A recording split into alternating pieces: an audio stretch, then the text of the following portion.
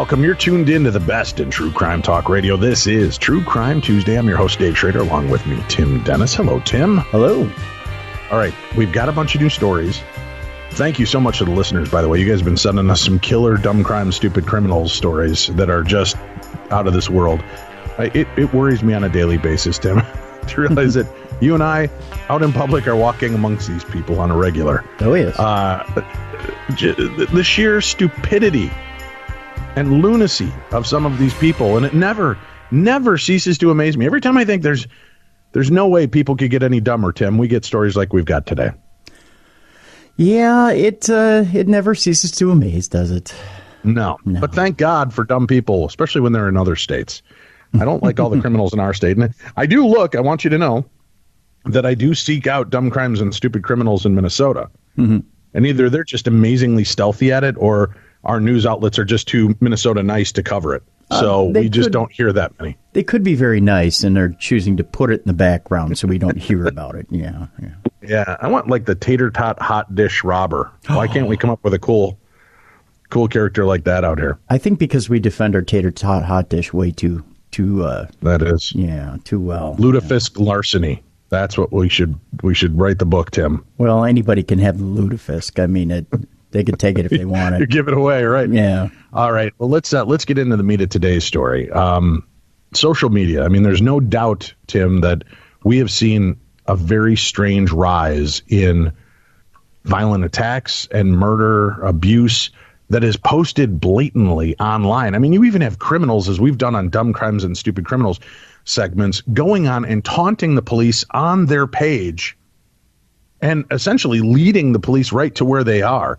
But social media has kind of taken down the barriers of social protocol, of I don't know. I mean, it's just so bizarre. And then you hear more and more of these crimes that kind of play out. And we've seen video. We've seen people streaming themselves as they attack others, whether it's to kill or just to maim.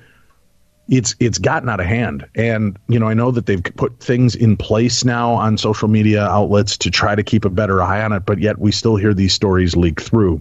And that's what brought my attention to a new book, My Son the Killer, the untold story of Luka Magnotta and One Lunatic, One Icepick.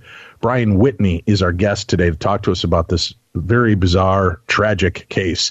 Brian has been a prisoner advocate, a landscaper, and a homeless outreach worker. He's written or co-authored numerous books and has been featured or appeared on Inside Edition, Fox News, People.com, True Murder, and True Crime Garage. He's written for Alternate, Pacific Standard Magazine, Paste Magazine, and many other places. He's also appearing at CrimeCon in 2019. Brian, thank you so much. I know you're about to head out of town to New Zealand, so thank you for squeezing us in before you make that long trek. Hey, you guys. Thanks so much. I appreciate having me on. Before we get into this story particularly, I know that there's a lot of stories that go under the wire. The same kind of volatile nature, murder, attacks, and we don't hear anything about it. But what makes some of these stories, do you think, leap from our social media pages and capture the attention while others seem to go completely unnoticed? That's a really good question, and I don't know if I could actually answer that. I'm working on a book right now. Okay, well, thank you very much, and have a good rest of your night. I'm working on a book right now with a guy named Rob Dick, who is one of the bail bondsmen in the Casey Anthony case. That he was one of the guys that bailed Casey Anthony out of jail and so on. And he was saying to me the other day, he was like, I have no idea why this case, out of all others, meaning Casey Anthony, became so, incredibly famous when there are other cases, tragically, all the time, where mothers might harm their children or their children go missing and no one ever hears about it. I mean, there's some sort of thread that somebody picks up on it, then someone else picks up on it. I mean, it just goes viral, and I'm not sure if I can actually identify what delineates one from the other in these situations. Other than, of course, the case that we're talking about with Luka, where it's pretty obvious why. Right, but now here's an interesting aspect, because we talk a lot on the show about, we did a show last week on John Benet Ramsey. Okay. And here's this beautiful little girl who was taken away much too soon. Unfortunately, right. There There are children of color that die on a daily basis that don't garner 1/1,000,000th of the attention that John Benet Ramsey Very good did. point. Very good point. And then you've got, so it's easy to say, media seems to cling to white, upper class or middle class victims because it's, that's who the attention of their audience or their advertising buying share will bring in. But in this case, this one even kind of flies in that face of logic, because the victim in this case is not, a privileged white girl. This is a different story altogether. Do you think? And I remember when the story broke, and I remember just sitting back horrified, thinking, "My God!" And this was posted. This was on social. People saw this. Have you seen it? No, I didn't. I avoid. Yeah, no, I don't blame you. I don't blame you. And I mean, I have kids and daughters, and that when it comes to that, I just can't stomach the idea of watching that happen. Yeah, no, I understand. No, reading about it, hearing the story afterwards is one thing, but to visually watch what took place, I don't understand people's affinity for that. But let's talk about Luka. Okay. Talk to me about him prior to this scenario. What was he like growing up? What was his family dynamic like? Well, I mean, what makes this book a little bit interesting is that it's kind of written in tandem with Luka's mother, where she writes a chapter and then I kind of write a chapter from more of a journalistic view. And I mean, he was mentally ill. I mean, in my opinion. I mean, I think in other people's opinion, he may not have been, including his mother, but he grew up in a very typical, well, not totally typical, but a middle-class environment where he in theory may have suffered some abuse as a child. He has been diagnosed with schizophrenia numerous times. He's homosexual. He was teased. He was picked on. So he didn't have a happy childhood, I would say.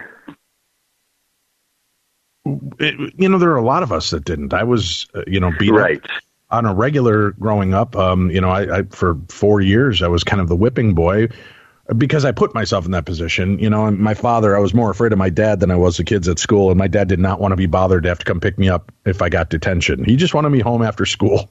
My dad said, you get in a fight, you cause problems, you're going to have to deal with me when you get home. Now, I know that sounds abusive on the outside, but it was teaching me respect and that my actions didn't just affect me, but it affected the people at the school. It affected his schedule.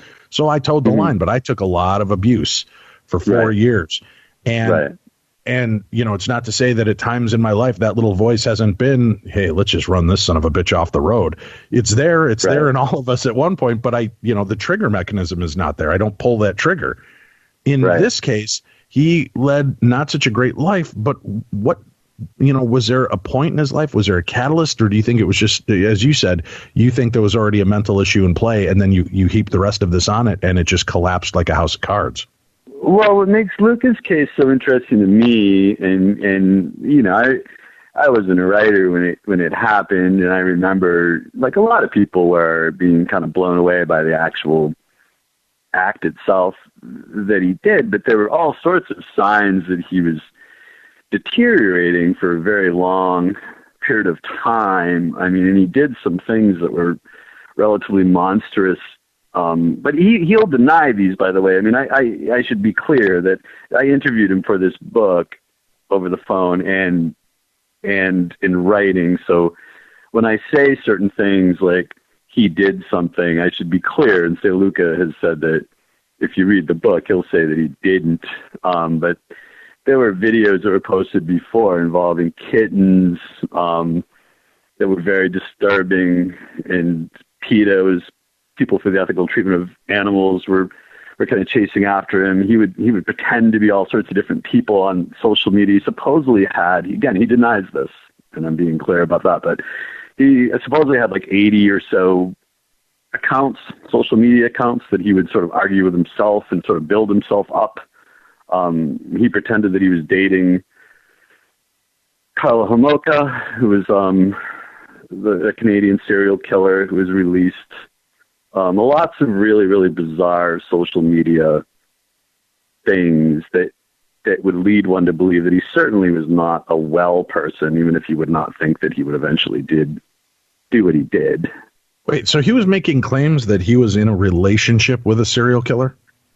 Yeah, kind of to like pump himself up. And Paul Bernardo and Carla Homolka were a pair of Canadian serial killers. And Paul is still in prison, and Carla was his girlfriend, and she was released. And Luka would, again, he denies this, but it's pretty much proven to be true that Luka would, he was pretending on social media that he was dating Carla, like they were together, so to speak. Okay, so he's looking for the attention. Obviously, he's looking for some kind of rise and royal. Now, was he? Right. You said that he was estranged from his mother. At what point did that take place in his life?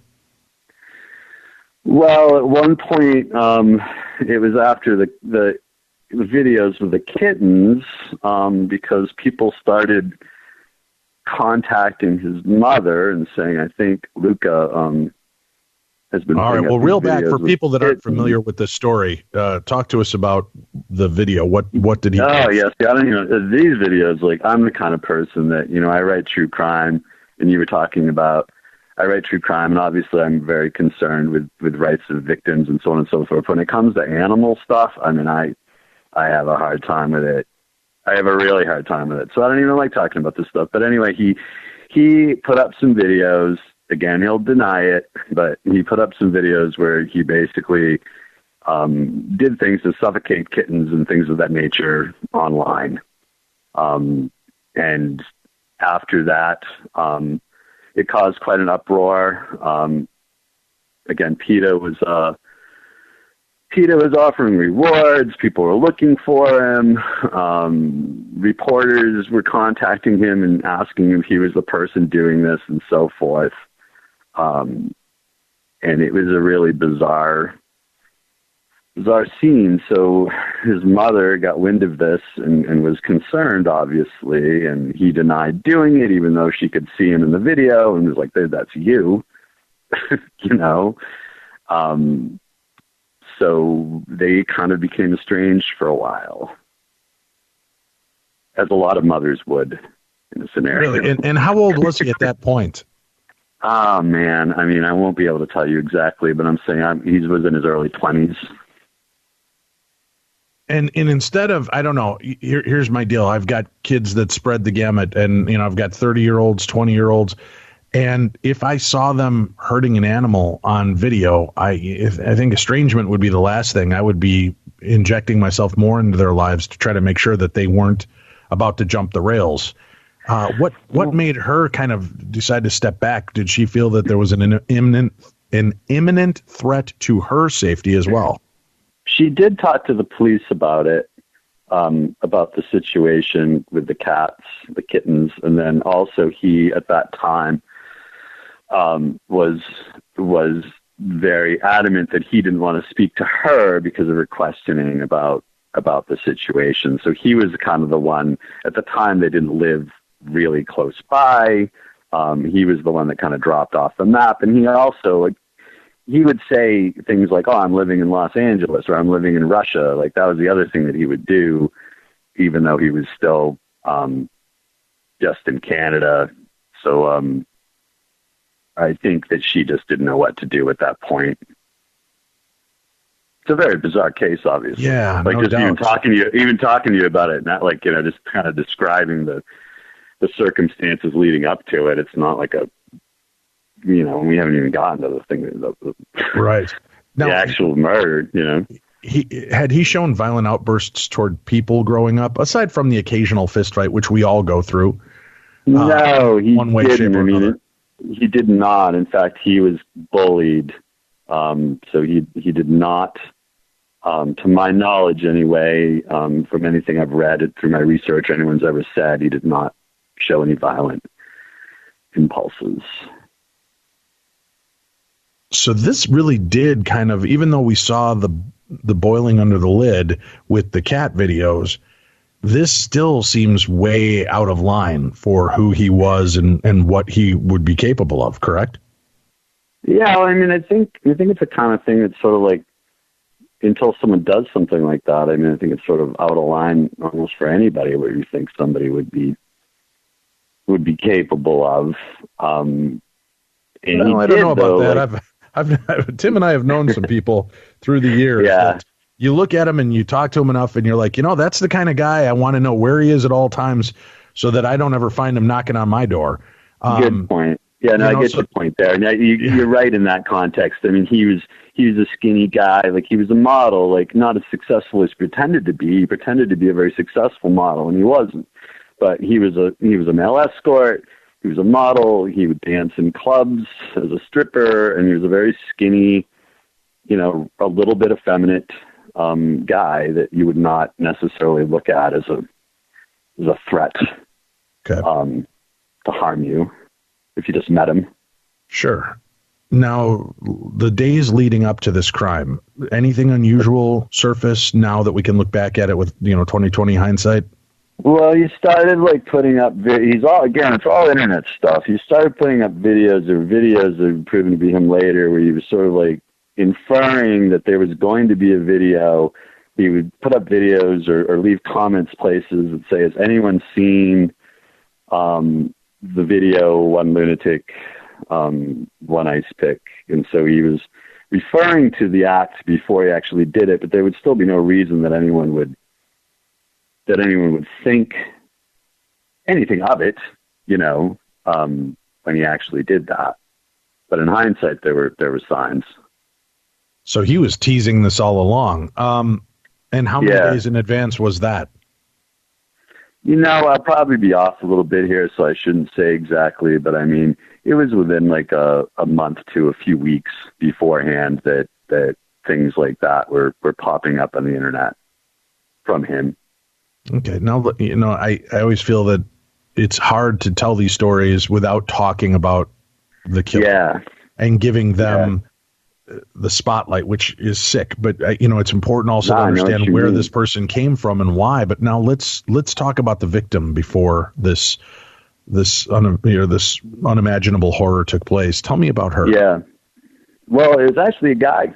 So the victim is a man named Yan Lin, who was from China originally, and came to America to study at a school in Canada. I can't remember the name of the college, but he was a college student, and he wasn't anybody that Luka knew. He met him online.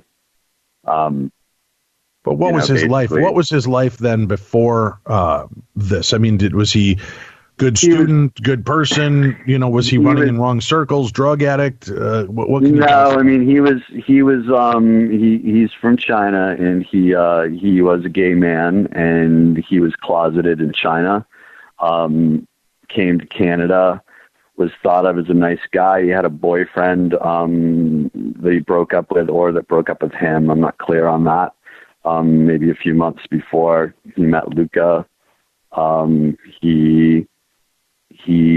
I know exactly what you're saying, because in all these situations, I mean, you one gives so much attention to the perpetrator of the crime, and quite often the person, that is the victim is ignored. His father spoke at the trial and gave a victim statement, and from what I know, I mean, he's a very nice young man that was just interested in exploring his sexuality, and happened to come across the wrong person to do that with. Was his father or any family member aware of his lifestyle and choices, or was this all kind of, man, when you pull the curtain back, everything came out? I believe it was a surprise to them, because I believe that was a big part of the reason that he came to Canada in the first place, was because his family and his country and his lifestyle situation was something that was not likely to be welcomed. So I believe that's why he came to Canada in the first place. Now, when I speak to him, though, to be fair, I have researched him and I wrote about him in the book, but I'm definitely not an expert on his life like I know about Luka, but I believe that's the situation. Okay. Now, how do these two come into each other's lives? they met, and that's the thing. And when I say that about not having as much detail on him, is because Luka didn't know him either. I mean, they met through a Craigslist ad to get together and hang out. In theory, to have a sexual encounter. So Craigslist ad. Okay, so it was one of those personal ads, and one of those personal ads, let's get together tonight and hang out and see what happens, kind of ads. But it was definitely more sexually. The ad itself was bondage was mentioned and things like that were mentioned, so it wasn't just like a hey, let's go out for coffee. I mean, it was implied that they were going to have sex, like in the ad. So they basically meet like at a subway station, and they go back to Luka's apartment. Luka wasn't much of a partier, but this guy, Lynn wanted to like drink a little bit, so they just had a glass of wine or two. And see, this is when, I mean, if you know anything about the case, at this point, no one really knows exactly what happened. All you really have is the video. And then you have what Luka said, and then you have evidence of what happened afterwards. But so this stuff is all known, but as far as what led up to the actual video that you can see, it's kind of unclear because Luka would be the only one that would be able to tell you that. Right. You know? Okay, so they meet up, they connect. Do they actually end up having relations, or?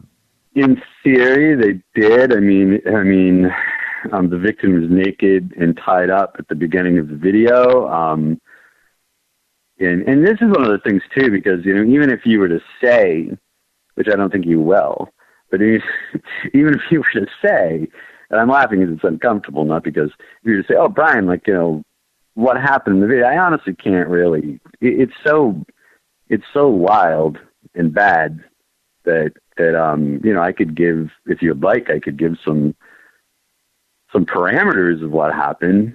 But I mean, the end result is, the video starts where the victim is just tied and blindfolded to the bed, and then just all these incredibly horrific things happen to the person, and he's videotapes himself doing all these things that are just unimaginable, really. Is there any, aside from what I would guess would be pleading and crying for their lives, is there any explanation given, any conversation from Luka of what's going on or why? No, there's actually no pleading or crying either. I mean, because it's a bondage situation, he again, in the ad, it was implied that there would be bondage. So the victim was tied up and blindfolded, and then there's just, then it just sort of just happens. He wasn't aware that this was going to happen to him. Oh man. So it was the perfect spider web. Right. Exactly. So you come in, you realize you're going to be a part of this sexual game, and that you're going to be, tied up, maybe gagged, and this is all part of the game. Exactly. And then basically what you've done is just set yourself up for the perfect kill. Exactly. There was no situation where it was he was overpowered or anything like that. He was tricked, So, and then again, I don't know how much and I'm not going to get into detail, and then afterwards, numerous things are done to the corpse that are just absolutely unbelievable, that are also filmed. So it's even talking about it to you on a podcast for a book that I wrote, it makes me uncomfortable. It's a very uncomfortable thing to watch. I mean, I would recommend, if there are people listening to this, that you don't watch it, to be honest, because you still can find it on the internet. It's very, very, very, it's a very disturbing video. I would say, without a doubt, it's the most disturbing thing I've ever seen. Did that make writing this book even harder to do? Because I've got to guess, when you write true crime, and you kind of immerse yourself in these stories, there's got to, we've talked to some authors who it's just a big ick factor, and afterwards it takes a long time for them to try to.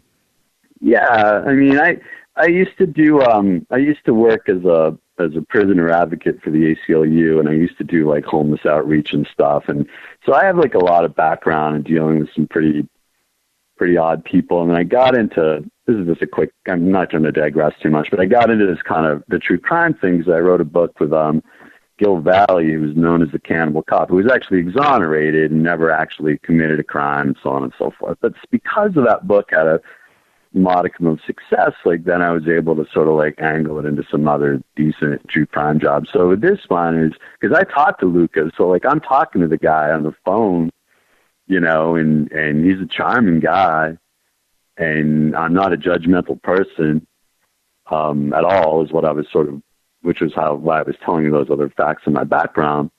But it's difficult. I mean, it's definitely difficult because it's just like you're talking to someone on the phone and you're communicating with them, and then you watch the video and it's like, man, I wish I didn't have, I almost like, I thought about like, man, maybe I could write this without watching the video. And I was like, yeah, no, that's not going to fly, So now, is there a sense of desensitization? Oh God, I can't even say the word is jumbling up in my mouth. But are you desensitized to it? Because we've grown up now in the last 20, 30 years with shows like Saw and Hostel and, movies that are so graphically violent, watching horrific ways for people to die. When you see something like that, are you kind of disconnected from it because of how, and when I watched the scene of 9/11 and the towers coming down and the smoke, it to me was like Roland Emmerich's, Godzilla. As I watched him come through the city and clouds, it was so surreal and unreal. It was like, it wasn't that I wasn't impacted by what I was watching, but it felt like Hollywood magic, and that I wasn't watching something really happen. When you're watching a video like that, is that the same scenario for you? I do know what you mean. And there was some sense of it being surreal just because what continued to go on. Yeah, I think it's like about a 10, 11, 12-minute video, and it's edited, it's like, so as it continues to go on, there's a lot of different things going on. It almost becomes so much that you're just like, okay, it does become a little bit desensitizing. But I think it's just that I've never seen anything. And again, I'm a guy that's got a background that's a lot more, I guess. I've met people that have killed people before when they did the prisoner job, and like I've worked with a lot of fairly odd people writing and so on and so forth, but it's still weirded me out. I didn't feel particularly desensitized to it at all, to be honest. So you watch this video, and I know you're cautious on how you talk about this. Does it go through, does it stay on through the dismembering? Yeah, no, it definitely does. I mean, I don't have to be cautious. I just think that when, this video is so bad. I wrote a book at one time, called, it was a book of interviews that I did, and it's called Subversive, and it was published by a publisher in England called Head Press. And ironically enough, I interviewed a guy named Mark Merrick, who he owns a website called bestgore.com that this video is posted on. And the video is so bad that Mark went to jail for 6 months for posting the video. You get what I'm saying? Right. Like it's, the guy that put the video on his website ended up being incarcerated. That's how graphic the video is. It was for he went to jail for corrupting morals was the charge that he received. Mark, that's what I'm talking about now. So right. Yes, it goes through a variety of different stages of dismemberment and some sexual activity that's actually, a lot of it is actually kind of faked, which makes it even more bizarre. There's simulated sexual activity but the pants seem to be still on and things of that nature. So it makes it even odder because it's kind of like, okay, you did this just kind of for show, not because of some really awful sexual desire. Right. You get what I mean? Right. Almost makes it worse in some weird way. Yeah. Not really, but I mean, just more confusing. So yeah. Now, did you say during the video, does Luka speak at all? Is he saying anything, or is it just violence? No, he doesn't speak. There's oh my God, I can't remember the name of the song right now. There's a New Order song playing in the background. Like, I mean, it's like edited, you know? Oh, okay. He does, yeah. So he actually has a soundtrack to it, you know? So no, he doesn't speak, and you can't tell it's him for quite a while, but there are some shots where you can clearly see him later in the video. Okay. He's kind of got a mask on where his eyes are just like sticking through them. He attacks with a kitchen knife and an ice pick, does his damage. Then, as if that's not enough, he dismembers this person. Yeah. And then tell us what happens with the body parts that he took from this man. You mean afterwards? Right. Well, a big part of the reason because again, he'll say, or he does say that he doesn't like talking about this, interestingly enough. I mean, if you talk to him, he'll talk to you at length about pretty much everything except for this one thing. He doesn't like talking about it.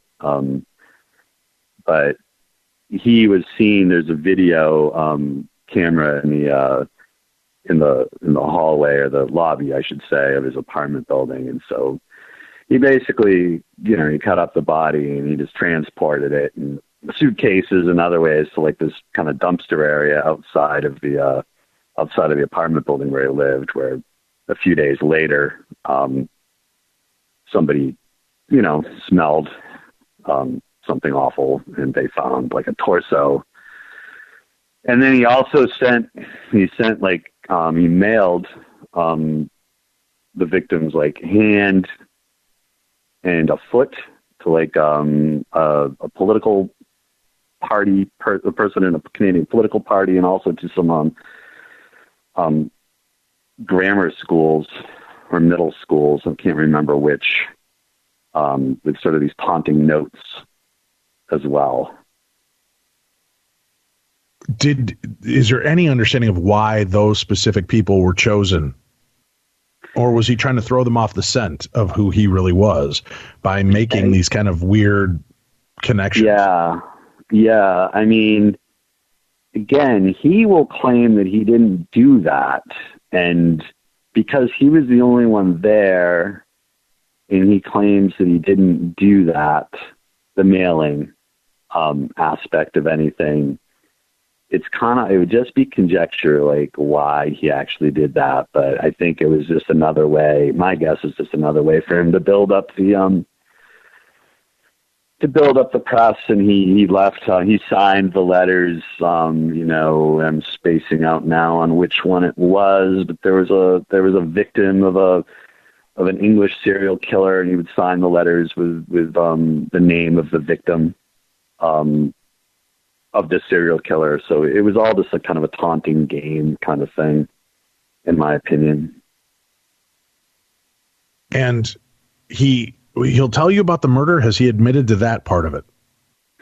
No, that's what I'm saying. He won't. He says a lot of things, and this is in the book, but he says a lot of things where he's basically like, oh, well, all I can say is, no one really knows what happened there. And there's a lot of different things that went on that people don't know about. And he says a lot of things of that nature, and kind of glosses over it. Like, he'll talk to me when I talk to him, I'd ask, oh, what was it like, when you were a model, or what was it like when you were doing this or doing that, or this or that. But he'll talk a lot, but when it comes down to the actual crimes, he clams right up about those. And as you're talking about just how horrific this was, the psychiatrist involved in this case actually stepped back from working on the trial because he suffered PTSD from reviewing this case and going over it. Is that right?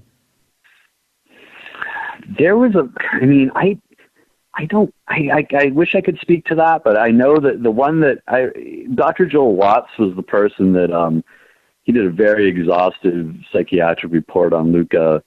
I mean, it's probably like about 150 pages long, and I studied that report. He was the one that ended up testifying for Luka's attorney. So I wish I could say that was right, but I'm not 100% sure, so I probably shouldn't speak to that. All right. How long after the murder did he post this video? Well, again, he'll say that he didn't. I'm just trying to be clear. I understand that. I understand. He'll say he didn't, but it was like just within a day or two, and then he ended up, meaning Luka, ended up flying to Europe, and which again he'll claim that he didn't even know the police were looking for him, but in theory, like, he was on the run, and he ended up being captured in an internet cafe. Right. How long was he on the run for? Man, it was probably just about a week. It wasn't like all that long of a period of time. He was named the Canadian Newsmaker of the Year when this happened in 2012. And it was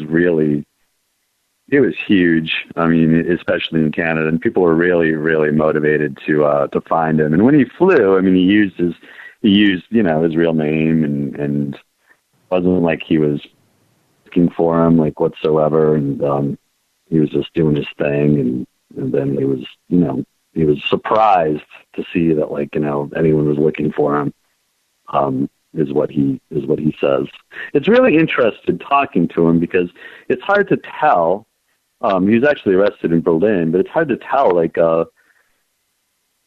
how much of it is him being dishonest, and how much of it is him actually believing what he's saying.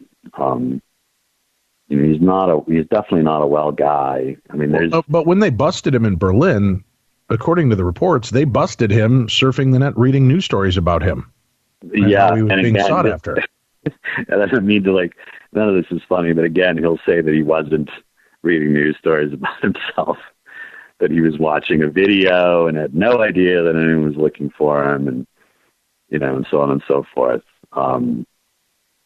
Did he have any explanation as to how it ended up on his social media page, if he had nothing to do with it, and the killer, even though masked, looked remarkably like him? Yeah, well, I mean, there's this person that he talks about a lot by the name of Manny that was involved in his.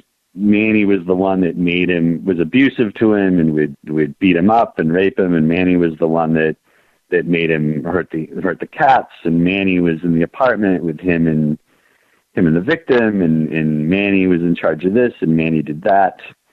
So, I mean, it's an interesting part of the book if anyone reads it, because his mother, Luka's mother, Anna, believes that there is a Manny. I definitely do not believe that. So could it be said that Luka was dealing with multiple personality disorder, dissociative disorder, and Manny was the aspect of who he is? Yeah, so his father was schizophrenic, and Luka has such a long history of schizophrenia. He didn't grow up with his father. I mean, but his birth father, his natural father, was schizophrenic, and Luka has such an incredibly long history of mental illness. Hospitalizations, like living in a group home. He was on Canadian's version of welfare because he couldn't, before he started doing sex work, because he couldn't. In theory, he couldn't hold a job because of his mental illnesses. And I mean, to me, it's a very, very, very, very sad story of a man who suffers some pretty severe mental illness, and it went in a very awful direction. And he will say that he's not schizophrenic, and his father's not schizophrenic, and it's ridiculous that anyone thinks that he is. Right. Kind of situation. Oof. Yeah. Yeah. So he gets caught in Berlin. He's brought back, and social media. Was it Facebook? Was it Twitter at the time? What was he, or not Twitter? Facebook. He was mostly on Facebook. Okay, and he posted that. Now, how did people react when that video went up? Were they in disbelief? Did it get reported? I know there have been some of these cases where the videos for some of these violent acts have gone weeks before somebody finally alerts Facebook to say, "Hey, are you guys aware of this? What was the story?" Yeah, well, no, and he didn't. And that's a good thing to make clear, because when I said he had like 70 or 80 different social media accounts, most of those were on Facebook, but this was not initially posted on Facebook. It was posted. Somebody just found it randomly somewhere on it's a site called Kevin666.com, I believe, just some really obscure site. And then it went up on bestgore.com. And that's where the site I was already telling you about that was owned by that man that ended up going to prison for posting it. So it was on Best Gore is known as a shock website. What they do is they show videos of all sorts of, it could be execution, it could be gore, all sorts of really, really bizarre things.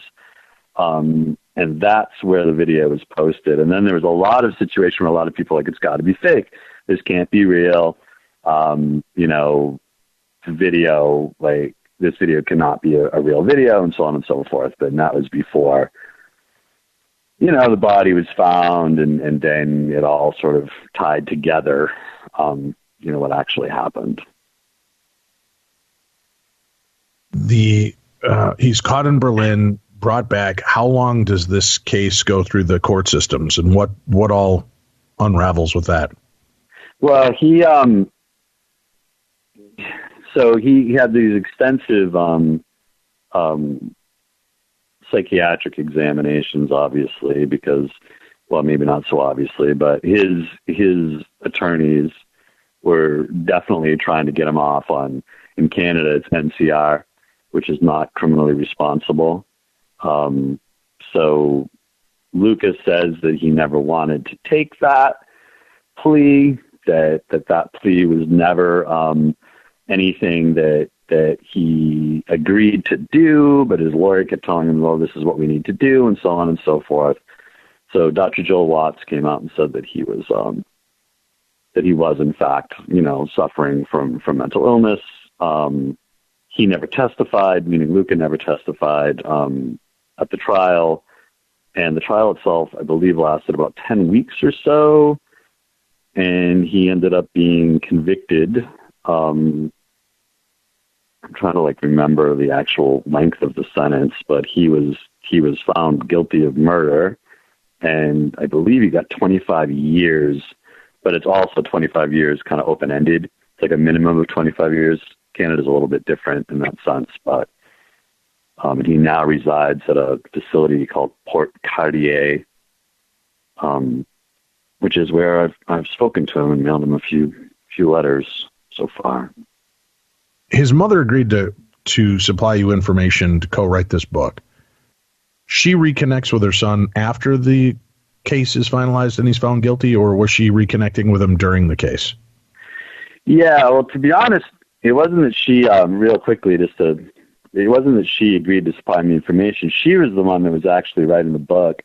I got pulled in to make the book better, so to speak. But she visits him in prison. They talk on the phone all the time. She visits him in prison. She started seeing him again after the trial, and they've become close again. That's part of the story of the book. At this point, they're very close with each other, and a lot of it is how much she actually loves her son. And she believes that he's innocent through this, or does she believe he had a hand in it? He's not completely innocent, but that he wasn't the full monster. She believes that he's not criminally responsible. She believes that she doesn't think that he did not do the act. She thinks he's not criminally responsible for the act because of his issues. That's what you know, that's what she thinks. It's not that she thinks he's totally innocent. And she's a very nice woman. She's obviously been through a lot. Again, not just because of the murder, but because this case was like, you know, I mentioned Casey Anthony before, but in Canada, this case was like OJ, Joan Benet, Casey Anthony. I mean, this is an enormous case for them. So she basically just had media chasing after her and hiding in her trees and, you know, banging on her door for a very, very long period of time. So I think she wrote the book. I'm not trying to speak for her, but just some sort of catharsis to kind of just get out what she experienced and move on with her life.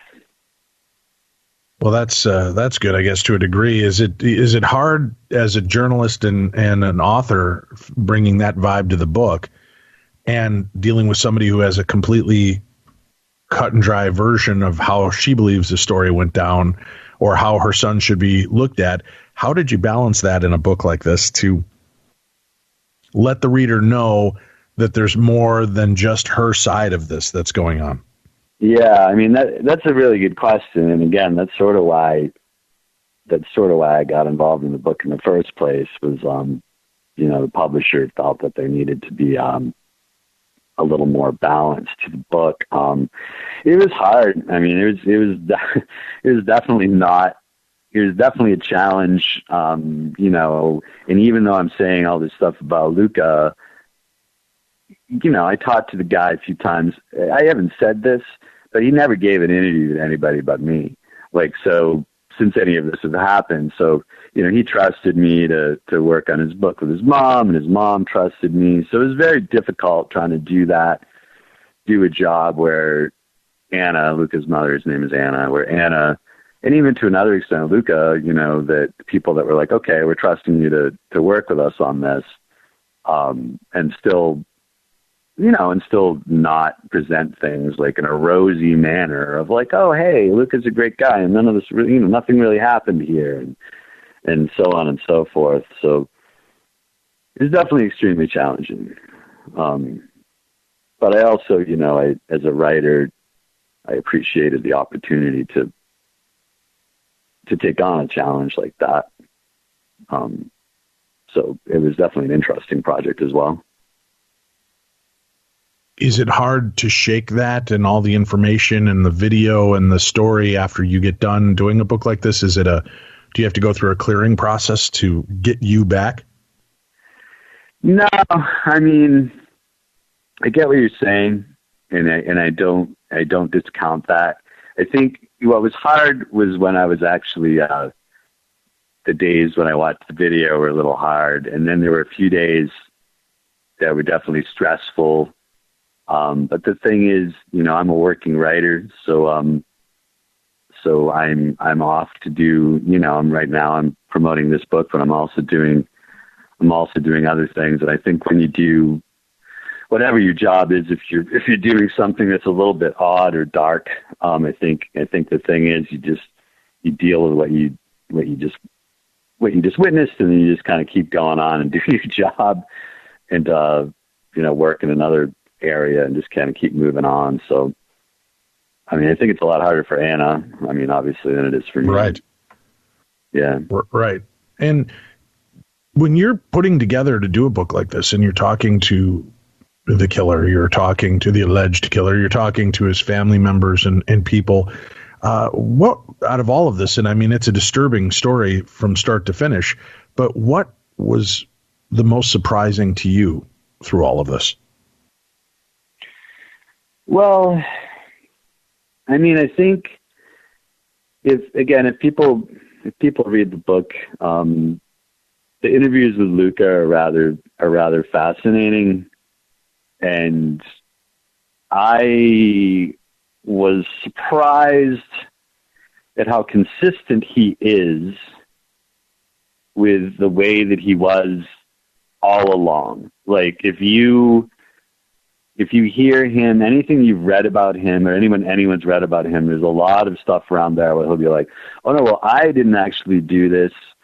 Other people made this up. And like, people were just jealous of me, so they said this about me. And I never had 80 social media accounts, and I never did this. And it was interesting to me how incredibly consistent he is with, with the way that he presents himself and his situation. I mean, he does not waver in his belief in himself.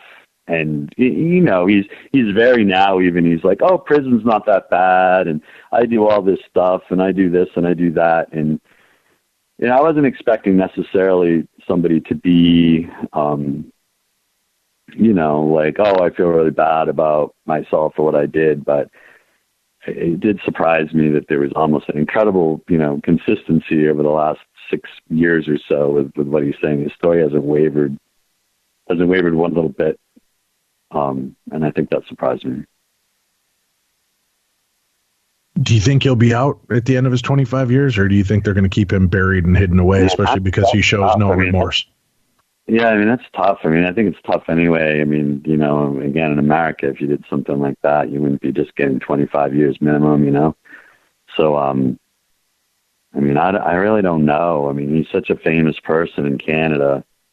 Again, it's funny because you could bring him up in America and a lot of people know who he is, but in Canada, he's really, really famous. So I think it would be difficult for them to release him. I think it would be something that might not be looked at very popularly by the citizenship of that country. Yeah. I would only guess that would almost probably be a death sentence for him. Right. Well, and possibly that's true.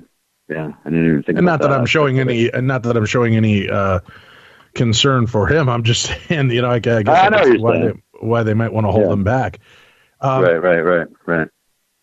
When kind of looking over the killers and the people that you've written about and talked about, does he rank among the highest of just the most chilling with what he was capable of and the disconnect he seems to have to all of it? Yeah, I mean, he's confusing. I mean, there's no doubt about that. I mean, what makes him, as we discussed, what makes him interesting is even what he did. I mean, which was incredibly horrific, but he did it to somebody that was helpless and tied up, that he sort of tricked into a situation. I mean, he's not the kind of guy that's going to go down the highway, picking up prostitutes and murdering them or anything like that. Are we sure? I mean, was there any chance that maybe his coup de grace? This was something that he had worked his way up to. Have we ever looked back into his life to see if he had answered any other ads, if there were any other ads he placed, and make sure that those people he connected with? Yeah. Yeah, I guess no one actually can be sure about something like that. He was a suspect at one point in some murder in Los Angeles, but they cleared him of that.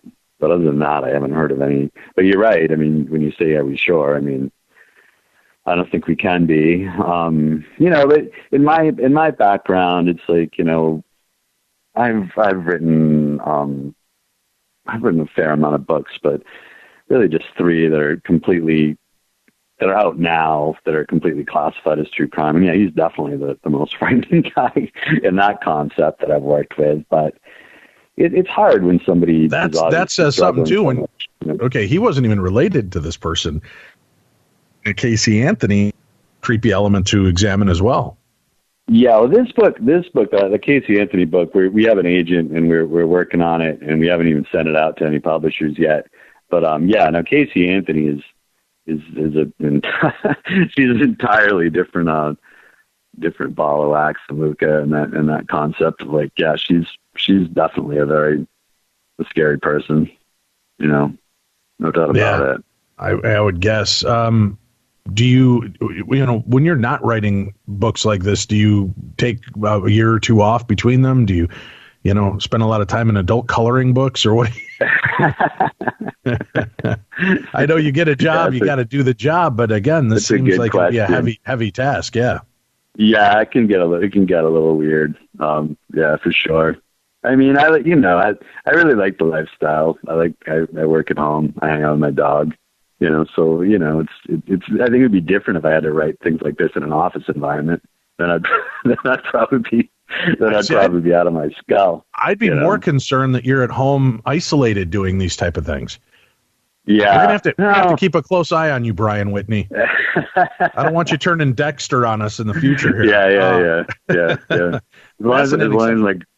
As long as my girlfriend and I stay together, I'll probably be okay. No pressure there. Okay. Yeah, I know, exactly. My Son, the Killer, the untold story of Luka Magnotta and One Lunatic, One Icepick, Brian Whitney. Now, the book, I know it was slated to be out October 30th. It's out and available now, or did you say they pushed it a little bit? It just came out. It was originally supposed to not come out for another couple months. So it's great that I appreciate the interview. I've got some other stuff going on, but it came out early, so like we weren't quite prepared. We weren't quite prepared for a press blitz. It was supposed to not come out until January, so it is out. It actually just came out on the 6th, which is just yesterday. So it came out yesterday. So this is good timing, and I appreciate it very much. Not a problem. Thank you for sharing the story with us. And wow, you let us know when you're out with your next book. We'd love to chat with you, Tim. Let's lighten the mood, man. This is deep, dark, creepy stuff, and I need to shower. But let's start off with a little dumb crime, stupid. It's Crayon News story time.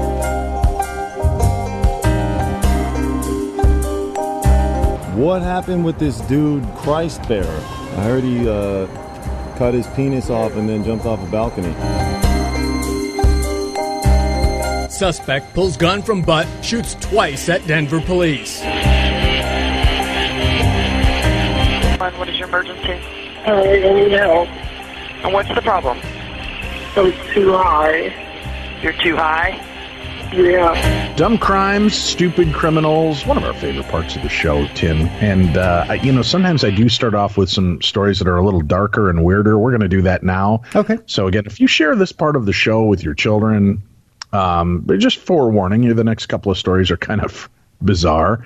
A Texas man posted an ad seeking a child, just to try necrophilia and cannibalism with. Jeez. Yeah. Uh-huh. At least it's good that highly idiotic people like this are smart enough to post it so we can find them a lot easier. Uh-huh. So you've got to thank that. Texas man who told an undercover Florida sheriff's agent he wanted to rape, kill, and cannibalize a child was arrested as part of a case that was described as one of the most unusual and disgusting ever seen. Alexander Barter, age 21, of Joaquin, posted an advertisement online that read, "I would really like to try necrophilia and cannibalism and see how it feels to take a life," Brevard County Sheriff Wayne Ivey said during a news conference Tuesday. One of the sheriff's deputies who works with a federal task force spotted the ad and told Barter he had a child he could provide. "I'd like to do this ASAP," Barter told the undercover agent. "I really need to do something about my intense bloodlust." Barter also allegedly told the agent, I'm not into role playing. I actually want to rape, kill, and cannibalize her. I'm very serious about this. I live in the woods so I can make sure her body will never be found." The agent traveled to Texas, and Barter was arrested on October 19th. He was taken into custody at his home, which was quite deeply embedded in the woods. During his arrest, Barter was found to have a knife and plastic bags on him to take the body parts in, Ivey said. The sheriff added Barter thanked investigators for arresting him because he was so committed to carrying out this planned attack. Barter is one of the most sick, disgusting, and demented people, Ivey told reporters. He was arrested on charges of criminal solicitation, criminal attempt at capital murder, conspiracy to commit capital murder, and criminal attempt at sexual performance of a child. Obviously, there is no bond, and this individual needs to stay behind bars where he can never harm anyone else, the sheriff has said.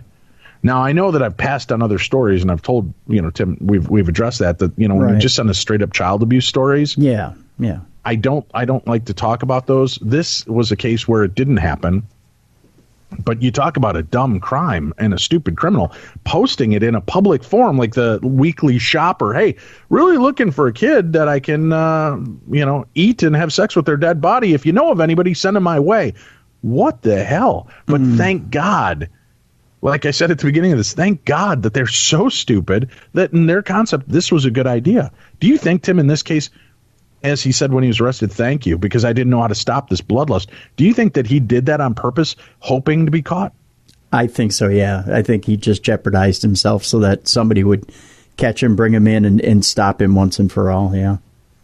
Eesh. Unbelievable. Creepy.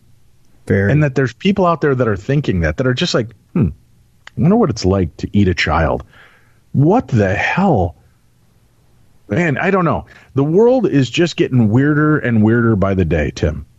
I think if there is somebody out there that's listening that's thinking that way, just find a way to either get yourself to a therapist or get yourself some help or find a way to turn yourself in. Get yourself put in jail so you're safe and away from the real world. Yeah, find yourself a way to get locked up, whether it be in an institution or a jail. Wow. Yeah. And there's numbers to call if you want to hurt yourself or hurt others. Call and talk to somebody. Get it out. Sometimes just venting it and getting the thoughts out or writing it out and then burning it to just give it away. Oh, good grief. Ugh. All right, our next story, also a little weird and dark. We're going to North Attleboro, Tim. A New Jersey mental health therapist hired an undercover agent posing as a hitman to beat a local man and disfigure his face, allegedly because he bilked her out of money over a period of years, according to federal prosecutors.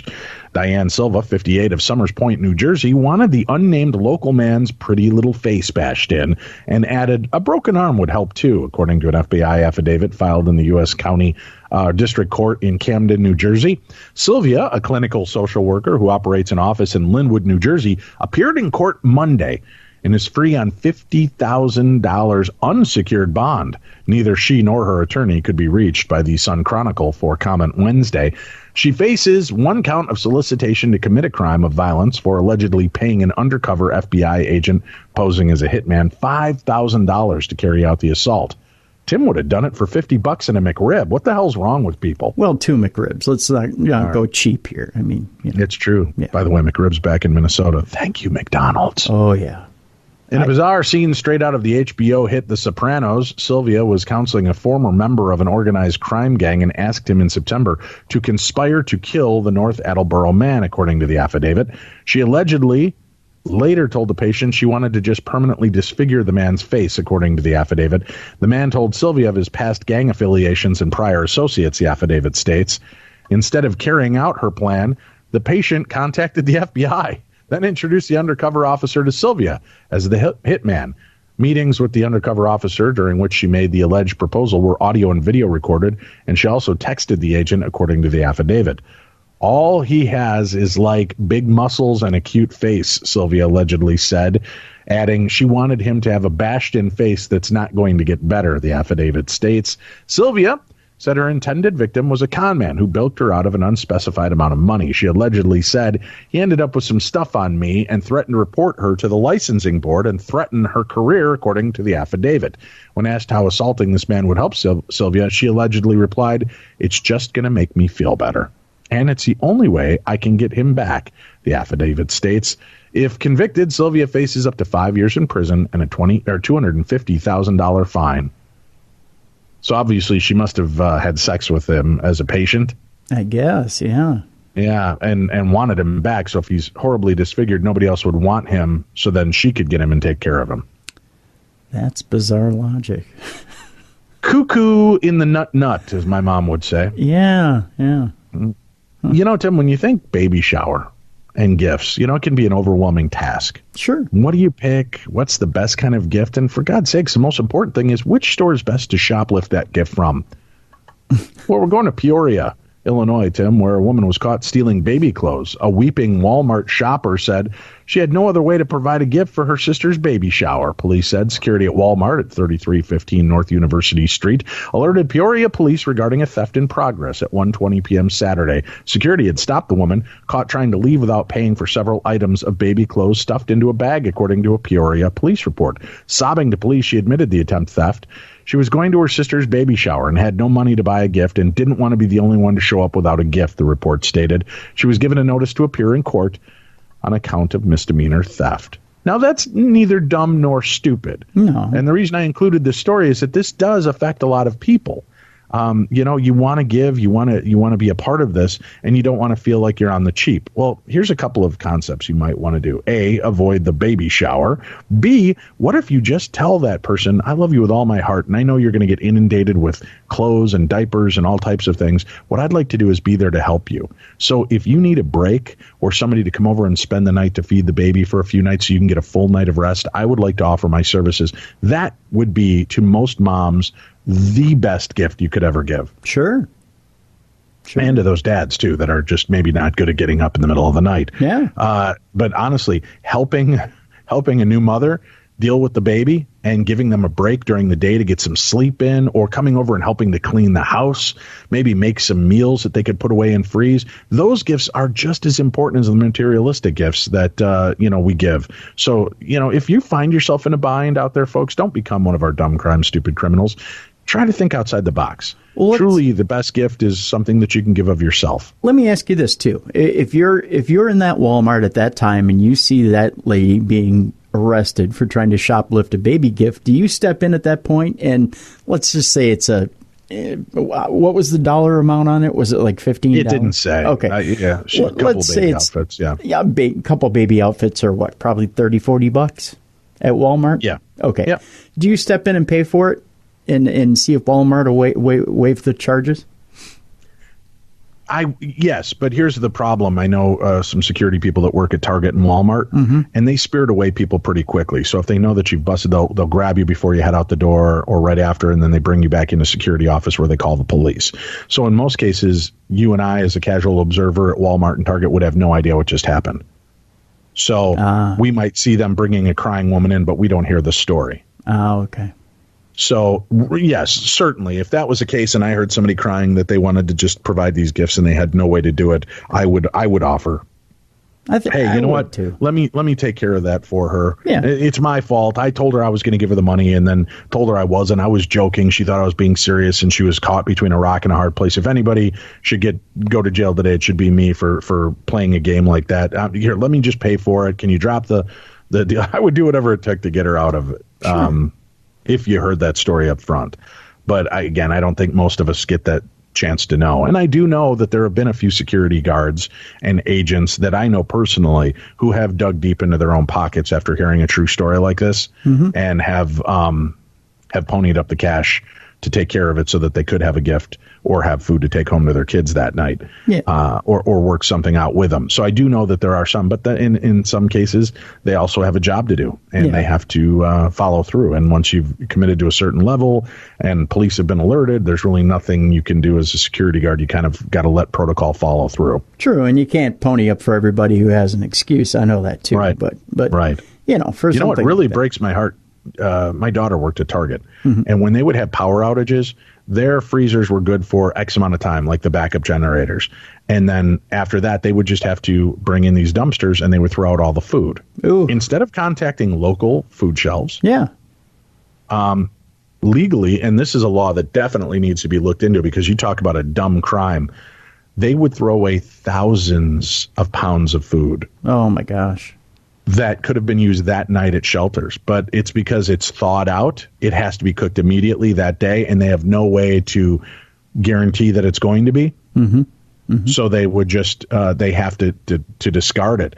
I don't know why then you don't, as a tax write-off, you've got insurance on the food. As a tax write-off, why wouldn't you just contact local shelters and say, here, we've prepared, and just, make a bunch of these meals and have them delivered so that they could be frozen or something after they've been cooked and made so that way they've got them on hand. But the real crime in that is, man, they're throwing away hundreds of thousands of dollars of groceries. Yeah. Thousands of pounds of food that went from frozen state to refrigerated state. And, well, it's better to just throw it out than to feed the people. That we have a real breakdown in our society with the way that we handle things like that. And you know what? You're right. Because you can't refreeze the thawed food. You give the food that could help feed the homeless and starving that night, and then the rest gets dumped. At least do something to that level. Yeah. But they open themselves up to legal recourse. I know I'm already hearing the emails coming my way, but if they get that food and for some reason they get sick because it thawed out and they didn't cook it properly, they can sue Walmart or Target. I do know that's the case, and that's sad too. And in some of those cases, maybe there's a waiver that's signed that if you take this food, it is with the understanding that this is what happened. Yep. It's called a waiver. Get you out of here. As long as we're in Peoria, Tim. Yep. Shall we share another fun tale from Peoria? Sure. A beer-fueled argument ended with a man stabbed in the face on the East Bluff, according to Peoria police. About 8:15 p.m. Sunday, police were called to a residence at the 1900 block of North California Avenue. On a sidewalk, a 39-year-old man clutched a rag to his face over a stab wound. The report said a 31-year-old man stood on the home's porch, his head and face covered with blood. Police later determined the blood had come from the victim. To police, the 31-year-old pointed out a small pocket knife on a table inside the house. He said he had used the knife after the other man attacked him, the report said. However, the resident of the house told another story. 4 men had been inside drinking beer when the 31-year-old took the 39-year-old's can of beer. When the latter protested, the other man squeezed the can and spewed beer all over the 39-year-old's face. The older man pushed away the other man, and then the two began to grapple. The resident said he could only witness parts of the clash as it was dark in the house because he currently has no electricity. The report said, however, the resident saw the younger man punch the other in the head repeatedly. The report said outside, the resident realized the victim had been stabbed multiple times in the head. The report stated the 31-year-old was booked on account of aggravated battery. He was released from the Peoria County Jail on his own recognizance. Does that sound unnerving to you? I'm mad enough over a beer, I'm going to stab you in the head repeatedly with a knife, and then I'm just going to get let out on my own recognizance? There is no beer out there that's worth stabbing somebody in the head for. I'm sorry. It depends on how hot it is outside, honestly. I mean, if a nice ice-cold beer might be worth it, Tim. Nah. No? No. All right. No. Well, how about if we follow up beer with potato chips, Tim? Okay. We're sticking in Peoria because that's where all the action apparently is taking place. A man accused of stealing a 50-cent bag of potato chips from a South Peoria service station was arrested after he body slammed an employee, according to police. The incident happened shortly after 10 p.m. Saturday at a Shell station. A report stated arrested was Torlando Smith. Tim, Torlando, you say? Whose home address wasn't available. He was booked at the Peoria County Jail on charges of aggravated battery and retail theft, according to a report. A service station employee told the police Smith grabbed a bag of cheddar ruffle potato chips and left the store without paying, the report said. The employee followed Smith outside to confront him. Both men returned to the store where Smith twice threw the employee to the ground, according to the report. A review of surveillance video indicated the two men exchanged shoves. The report stated the employee attempted to turn and walk away, but Smith threw him over his back at least once. Boy, I beat your ass, Smith was quoted in the report as saying on video. Afterwards, Smith told police he paid for the chips. The employee swung at him first, and he slammed himself in defense. The report stated the officer told Smith the video did not support those claims. Yeah, so some body slamming going on, Tim. Well, if he threw him over his back, technically that would be a suplex, not a body slam. Is that what it is? Wow. Yeah, Look at you. Yeah, just saying. You and your wrestling terminology. So here's another story for you to consider then, Tim. Okay. So you work for a convenience store, and somebody grabs a 50-cent bag of potato chips and takes off with them. Well, now you said do you just reach into your pocket and go, you know what? Not worth it, and just throw 50 cents in that drawer? Or do you go, hey, stop, ne'er-do-well, those are chips you have not yet paid for? Well, here's where where I try to stop them. I got to call time out here. You said those were Ruffles. Uh-huh. Ruffles have ridges, Dave, and there is no such thing as a 50-cent bag of Ruffles out there. They're generally around $1.99 for the little bags. Not in Peoria, Tim, where people get stabbed in the face for one beer. There's a difference here. I wonder how. Here's the thing I really want to know. I wish they would tell us in the story if this guy was held on bond, because all this guy did was steal a 50-cent bag of chips and throw a guy to the floor twice. The other guy squeezed a beer in his buddy's face and then proceeded to stab him repeatedly in the head and was released on his own recognizance. If it is a 50-cent bag of chips, Dave, that's 25 cents a slam. Well worth it. Don't you think? Worth it. Yeah, well worth it. But seriously, would you chase somebody down for a 50-cent bag of chips, knowing in this world that that person may be nuts, may have a gun, a knife, a bullwhip, I don't know, can of mace? Would you go after him for 50 cents? If I got a hankering to lay a smackdown on that day, sure. But no, I would not. I don't think I'm chasing anybody for 50 cents. No. Yeah. I don't think nobody needs to be that big a hero. Just reach into that penny jar. Well, here's the thing. If somebody needs food that bad that they need to steal a 50-cent bag, I've chips, just let them have it. I've cashiered before at convenience stores. First of all, there is such a thing as a loss quotient at your store. Second of all, even if you were short on your drawer, 50 cents isn't going to get you fired. No, just saying. Well, but here's the whole deal. It wasn't like he rang up and then ran out of the store. They wouldn't even know that the 50 cents went missing on your watch. Yeah, right. I'd leave it be. Yeah, I'd leave it be. I'd kick in that 50 cents out of the goodness of my. I'd be like, you know what? I got 50 cents in the couch cushions at home that I can know when to help feed this fella a bag of chips. Let him have it. Although, I guess the term is, how many times has this guy been in that has maybe shoplifted those bag of chips before, and this was just your final straw? That's right. Maybe he had it coming. Well, he didn't get body slammed. The guy that stopped him got body slammed. Well, but maybe today was the day. That's all he could stand. He couldn't stand no more, and it was time for some cashier ass kicking. You know what I'm saying? Cashier justice. Yeah, well, CJ. Yeah, cashier justice. Yeah, so he decided he was going to throw off the smock and time to give a little cashier rock, if you know what I'm saying. I guess. And so he tied on the Hulkamania bandana and he hulked up a little bit and came out from behind the counter and got the whooping of a lifetime. Tim, I've got this next story. Okay. And I don't know if I should leave it as the last story or no, I'm gonna read it now, and then we can close out with two different stories that kind of tie into our other world. Okay. Our listeners crack me up, the stories they send me, Tim. Mm-hmm. I don't know. I wonder if this is a Bill Curtis style story, Tim. All right. Police arrest man for allegedly having sex with a dying beaver while high on methamphetamine. A 35-year-old Washington man was arrested over the weekend for allegedly having intercourse with a dying beaver while high on the drug methamphetamine, reports the Washington television station KXLY.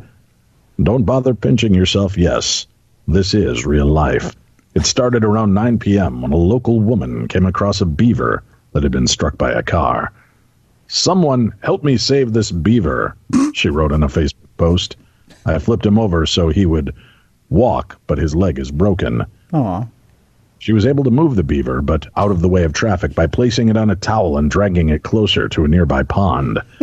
After calling local wildlife agencies, the veterinary clinics that were closed for the holiday weekend, she decided to run home and grab a plastic tub that she could keep the animal in until authorities were open the following day. When she came back, she had a rather unsightly surprise. He's deceased, she wrote in the comments. I caught a homeless man having sex with a dead beaver. I'm traumatized. Officers with the Kennewick Police Department confirmed the account, saying in a statement they responded to a report of a transient male having sexual contact with a wild animal. The man was contacted by police and also found to be in possession of suspected methamphetamine. He's facing a charge of animal cruelty and possession of a controlled substance, methamphetamine, both of which are felonies. If convicted for animal cruelty, he could face a 2-year jail sentence, a fine starting at $1,000, and forfeiture of any animals he owns, plus a ban on having similar pets in the future, reports Newsweek. Naturally, the report got the WTF wheels turning. Why in the world would someone want to have sex with an animal? Bestiality, also known as zoophilia, is actually still legal in several countries and in a handful of U.S. states. Classified as a psychological order, it's actually a lot more common than you might think. Reuters reports that 17% of vets think they've treated an animal that has been sexually assaulted by a human. What's so appealing about our furry friends? Believe it or not, scent. A whopping 89% of zoophiles said a musky smell was a key attraction when it came to picking out an animal partner, reports Vice. For others, it's the notion that sex with an animal is taboo and violates social standards. Then again, meth makes people do some pretty damn weird things. I'm Bill Curtis, and I'm out of here, bitches. What the hell?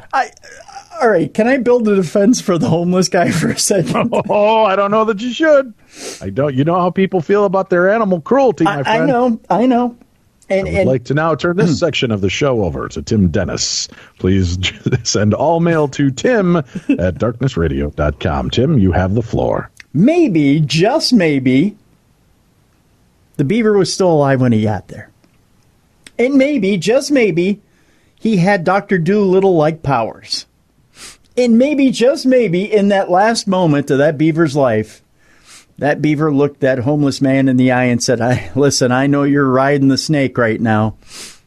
And I know things may be going good for you, but they're not so good for me, my friend. And maybe, just maybe, you could do me one last favor before I kick this mortal coil. So wait, you're thinking said beaver was a virgin and didn't want to go out that way. Exactly! Hey, listen. Here's the problem. I'm about to check out, and I've never had the sex. So if you could just do me this favor, just give me a little lovin', some tender, tender lovin'. That's what the beaver, you think, in Dr. Dolittle language was telling, said methed out homeless man. Could have been. And being a kind-hearted humanitarian, he thought to himself, how could I not help this poor beaver lose his virginity before his untimely death? Exactly.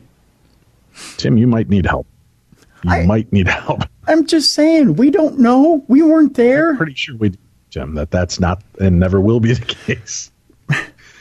All right, let's take it from the plain out strange to the even stranger, Tim. We've got two stories that dabble into the realm of the supernatural as we wrap up today's episode. And speaking of wrapping up today's episode, as you remember, folks, I promised an extra episode this month. Mm-hmm. We're delivering. This Thursday, you'll be able to check out another brand new episode. It is the true crime portion only. Won't be dumb crime, stupid criminals. The Kill Jar, Obsession, Descent, and a Hunt for Detroit's most notorious serial killer. J. Reuben Appelman, our guest, in what is probably one of the more personal and interesting stories. We talk about the case, but the connection J. Reuben Appelman has and what's the word I'm looking for here, Tim? The effect that it had on him Yep. is very compelling. And this story becomes a much more personal tale. Listening to Jay discuss the case and the deep implications and how it affected and impacted his life. It is one of the more disturbing in the sense of personal psychological effect of a story. We've talked to many authors through the years asking about how writing a story like this impacts them. And many come from it at a journalistic point where they remain objective. But I think because our guest was so closely affected by this story and was nearly abducted himself, we enter kind of a different realm.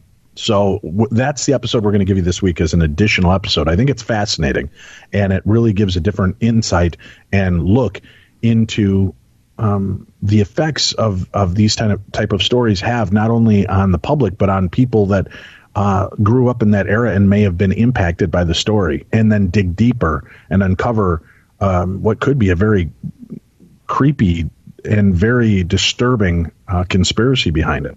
So that will be our additional episode as a little Thanksgiving gift from your buddies here at True Crime Tuesday. So make sure you check that out, and that'll be out this Thursday. Is that right, Tim? Thursday? Yeah, Thursday. Yep. Okay, so you get this episode today and another episode on Thursday, and then we'll be back with you next Tuesday with another brand new edition of True Crime Tuesday, plus Dumb Crimes, Stupid Criminals. All right, our final two stories for today, Tim. A hairdresser has been arrested for making voodoo dolls from customers' hair. Uh-oh. Yeah. Now, this is one of those kind of stories, Tim. I'm gonna shoot you this story right now. Okay. here's the main thing. You know me, I don't want to judge on people's looks. Sure. But I don't think I would trust this guy with a razor or sharp implements around my hair to begin with. Take a quick look at his mugshot. Oh my. Am I being too judgy-wudgy? Yeah, maybe. No. I don't think so.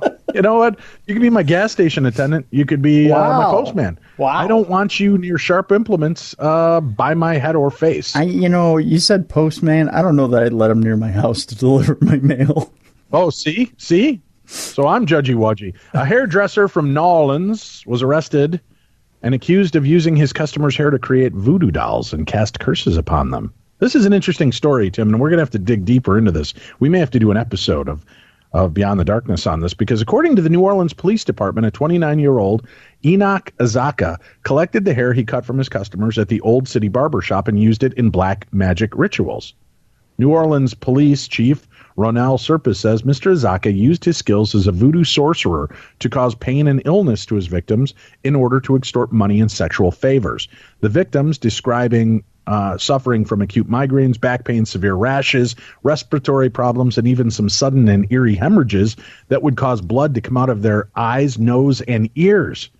Mr. Azaka allegedly contacted them himself to explain that he was a powerful sorcerer and caused their pain. Two of the female customers claim that instead of money, the accused asked them for sex in exchange for dispelling the curses he had cast on them. Enoch Azaka now faces a total of 184 criminal charges, including 94 charges of theft, 32 charges of extortion, and 48 charges of witchcraft. Witchcraft and the practice of magical arts are still illegal in Louisiana under an old French law that predates the state's acquisition by the United States in 1803. The 1731 Act Against Sorcery and Witchcraft provides that anyone who should use, practice, or exercise any witchcraft, enhancement, charm, or sorcery shall be sentenced to a minimum of 10 years of imprisonment. If found guilty on all charges, Mr. Azakia could get a fine of $1,125,000 and face a total of 835 years of imprisonment. He was freed a few hours after his arrest on $120,000 bail and should be back in court for the beginning of his trial. So, I got a question. So he wasn't doing this for money. He was doing it for sex. No. Some he wanted money, some he wanted sex. Okay. Yeah, it says that he used his skills as a voodoo sorcerer to cause pain and illness to his victims in order to extort money and sexual favors. So from the gals, in order to lift said curse, you had to come do the dirty bop with him. And for the others, they had to pay this. Now, here is an interesting aspect, because if you're going to do this and you're going to put him away for this, you now have to prove that voodoo and black magic exist. This could be a precedent-setting court case. It could. I have another question. Where was he when the beaver died? You disturb me in more and more ways on a daily basis. Just curious. How weird, though. Tim, I mean, the implication, seriously, we got to talk to Mark Anthony, the attorney, on this and find out. I mean, the implications, you would have to prove black magic exists. Now, you can extort and tell people, I've done this to you, and I want money or sex. And I don't know if that's a crime, because you'd have to prove that you actually did those things. This is the Dave Schrader defense attorney at law part of me. Okay. But I'm not so quick to jump to his aid because it's creepy as fuck. And if people are bleeding from the eyes, ears, and noses after this guy gives you a haircut, how many times do you go to him for a haircut? You mean you'd go back? Do the courts really go back to a law that was on the books back in 1730? You know? I don't. Part of the story just reads as complete and utter bullshit to me, and the other side is it's just creepy as all get out. I'm still trying to wrap my head around you go back. That's right. Well, he gives a hell of a haircut, and I like the massage afterwards. Yeah, I see. Huh. Satanists are all up in arms, Tim. Oh, no. Yeah, they're suing Netflix and Warner Brothers for $150 million. All right? Without giving you any information more. All right. Why would Satanists sue Netflix and Warner Brothers for $150 million? Because the next sentence, I'm pretty sure you never thought would ever come out of anybody's mouth in the history of crime. My guess, it has to do with they were being portrayed wrong on some program. To a degree, yes. Okay. Sabrina the Teenage Witch. Satanists are suing Netflix and Warner Brothers for $150 million, saying Sabrina copied their statue, Tim. No. Just months after a statue of Baphomet grabbed national headlines while briefly appearing outside the Arkansas state capitol, the winged goat-headed creature has stepped back into the spotlight, this time taking its starring turn in the courts. The Satanic Temple has sued Netflix and Warner Brothers in a New York federal court, alleging that media giants lifted and misused its distinctive icon. The organization filed a complaint Thursday saying its copyrighted statue design, known as Baphomet with Children, appeared without its permission in The Chilling Adventures of Sabrina, a new streaming series released on Netflix last month. The temple claims that by doing so, the company's committed copyright infringement, violated its trademark, and injured the organization's business reputation. Is that possible? No. All told, it is demanding the relief on the order of more than $150 million. Among other things, TST, the Satanic Temple, designed and commissioned the TST Baphomet with Children to be a central part of its efforts to promote First Amendment values of separation of church and state and equal protection. The complaint explains defendants' prominent use of the symbol as the central focal point of the school associated with evil, cannibalism, and murder blurs and tarnishes the TST Baphomet with Children as a mark of TST. When contacted for comment, Netflix referred NPR's request to Warner Brothers, which in turn declined to offer a statement. The Satanic Temple arguments hinges largely on a side-by-side comparison of the two images. Both feature a young boy and a girl gazing admiringly at the seated deity, which has two fingers raised to the sky as it stares straight ahead. What's more, the plaintiff notes that unlike previous depictions, the Sabrina version uses an exposed male chest instead of exposed, large, voluptuous female boobs. The characteristic the Satanic Temple claims to be its own original contribution. Temple co-founder and spokesperson Lucien Greaves presented the two versions together in a tweet earlier this week for purposes of comparison. And, okay, obviously they're ripping off the image. There's no doubt about it. When you see the original statue and the statue, there's no doubt that Sabrina's using it. The statue may look familiar, and not just for Sabrina viewers. Back in August, the Satanic Temple made a national splash with its protest of a Ten Commandments monument that had been installed on Arkansas State Capitol grounds earlier in the year. The temple and other groups, including the American Civil Liberties Union, decried the move as violating the separation of church and state. In reaction to the Ten Commandments monument, the temple hauled out its own 7.5-foot statue to take up residence on the state grounds, and it held a rally to celebrate the short-lived installation. It came down after just a handful of hours. Now, the Satanic Temple is girding for a new fight, saying the series has twisted its publicly espoused tenets, which it says calls for compassion and empathy, the struggle for justice, and conforming beliefs to one's best scientific understanding of the world, among other principles. The series, on the other hand, implies the monument stands for evil. The complaint states, and now the temple is demanding redress in trial by jury. Interesting that Sabrina the Teenage Witch, Tim, is now in the headlines because of a legal suit for using a demonic statue incorrectly. You just can't write this stuff. You can't make it up. It's all true. That's it for this week's brand new edition of True Crime Tuesday. I hope you guys enjoyed it and had some fun with us. Remember, Thursday, we've got a special edition episode, The Kill Jar, Obsession, Descent, and a Hunt for Detroit's most notorious serial killer. That's J. Reuben Appleman, our special guest on Thursday's additional episode, another brand new episode of True Crime Tuesday. You get a full 1-hour episode, sans the Dumb Crime Stupid Criminals, but we will be back next week with another brand new edition of True Crime Tuesday, plus Dumb Crime Stupid Criminals. Thank you for being a part of our world. We'll see you again next week, right here on the best in True Crime Talk Radio. I'm Dave Schrader, that's Tim Dennis, and this is True Crime Tuesday.